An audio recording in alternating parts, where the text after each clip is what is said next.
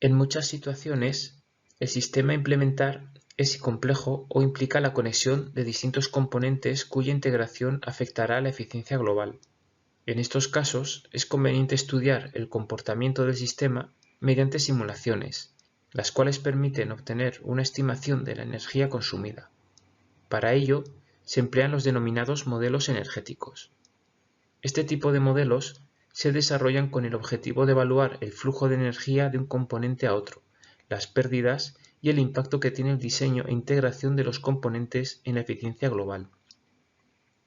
Dicho enfoque permite evaluar la capacidad del sistema de proporcionar la energía y operación necesaria en distintos modos o circunstancias de funcionamiento. Así, ofrece información como la distribución de energía en el sistema o las pérdidas de cada componente, permitiendo de esta forma identificar las zonas críticas o más susceptibles de mejora, gracias al análisis de los flujos energéticos. Estos flujos de energía simulan la energía que entra y sale de cada componente, así como la energía que se utiliza, se almacena o se disipa en forma de pérdidas. Para ello es necesario modelar cada componente a través de su correspondiente eficiencia. Esta eficiencia puede ser un valor o parámetro definido por el fabricante o el diseñador, o bien puede calcularse a partir de otros parámetros de diseño del componente. La conexión de un componente con otro permitirá así analizar el recorrido que sigue la energía a lo largo del sistema. De esta forma, en cada componente o subsistema se calcula la energía que entra al mismo y a partir de la eficiencia la energía que sale. El método más usado para modelizar flujos energéticos es la simulación dinámica longitudinal de sistemas. Esta consiste en modelar las fuerzas que intervienen en el movimiento de un objeto a lo largo de un recorrido. Por ello, es muy habitual emplear este tipo de modelados en vehículos y sistemas de elevación, como por ejemplo ascensores o plataformas, donde el consumo y la eficiencia están relacionados con el desplazamiento de una carga. Este tipo de modelados son especialmente útiles para optimizar estrategias de funcionamiento, evaluar sistemas de ahorro de energía y comprobar especificaciones tales como la autonomía, el consumo anual, el consumo residual, etc. En este tipo de modelados, las variables de salida de un componente constituyen las variables de entrada del siguiente al que está conectado. Esto permite simular el funcionamiento de todo el sistema de varias formas. Por un lado, se puede partir del desplazamiento deseado y calcular el desplazamiento real obtenido en base a las características de cada componente. En una analogía de un vehículo es lo que se conocería como enfoque de motor a rueda. Esto permite analizar estrategias de control o evaluar la capacidad de un sistema para ofrecer las especificaciones a nivel de prestaciones tales como autonomía, velocidad máxima, etc. Otra forma de modelado es partir del desplazamiento real y calcular las acciones que serían necesarias para lograrlo. Esto permitiría evaluar las especificaciones del sistema a nivel de consumo, por ejemplo, corrientes y tensiones necesarias. Es lo que se conocería como un enfoque de rueda-motor. Finalmente, pueden combinarse ambos planteamientos en lo que se conoce como método backward-forward. Con este método, por ejemplo, el usuario puede definir una trayectoria deseada y el modelo calculará las acciones teóricas aplicadas al sistema para lograr esa trayectoria.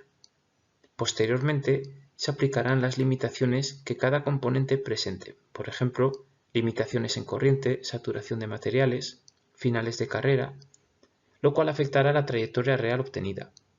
Partiendo de esta trayectoria, el modelo volverá hacia atrás para calcular las acciones reales a aplicar al sistema, teniendo ya en cuenta las limitaciones de los componentes. Esta es una forma de evaluar un sistema de manera más realista, ya que se evita extraer soluciones irreales o no factibles. Al mismo tiempo, este método es más complejo de programar, ya que debe tener en cuenta los límites de cada componente y recalcular las soluciones con el fin de no superarlos. Existen diversas herramientas en el mercado orientadas a realizar este tipo de modelados energéticos. La mayoría de estas están enfocadas al ámbito de la automoción, con una creciente presencia en etapas de diseño gracias al desarrollo de los trenes de potencia eléctricos y la integración de elementos de almacenamiento energético. Así, existen herramientas como por ejemplo SimLab, un programa de uso general para realizar estudios paramétricos en vehículos eléctricos, PESAT, que permite evaluar el control y consumo de combustible en vehículos, Raptor, que realiza simulaciones de forma modular, o Advisor, basado en MATLAB Simulink, que permite realizar de forma rápida análisis de operación o consumo en vehículos tanto eléctricos como convencionales o híbridos. No obstante, también es posible desarrollar de forma específica para cada aplicación este tipo de herramientas con la programación en entornos específicos de cálculo, como por ejemplo el propio MATLAB Simulink. Aquí podemos ver un ejemplo de modelado energético, en este caso enfocado al estudio del consumo en un ascensor. Cada subsistema del modelo corresponde a un componente, como puede ser el motor o la propia cabina del ascensor, donde se introducen las ecuaciones que rigen su comportamiento, así como el balance de energía correspondiente. Así, en cada componente se calculan variables que pueden ser de tipo eléctrico, como corrientes o tensiones, o mecánico, como fuerzas, desplazamientos, velocidades o par. La conexión entre unas y otras permitirá simular el funcionamiento del sistema desde el punto de alimentación a la red eléctrica hasta el movimiento de la cabina, logrando así aportar un enfoque multifísico a la simulación. Entre los resultados que este tipo de modelos puede ofrecer, destacan gráficas de evolución temporal de la potencia consumida, por ejemplo para detectar picos de potencia, o diagramas de reparto de energía, donde se muestra el porcentaje de la energía total consumida que se destina o se pierde en cada componente, muy útil por ejemplo para detectar las partes del sistema que más intervienen en el gasto total.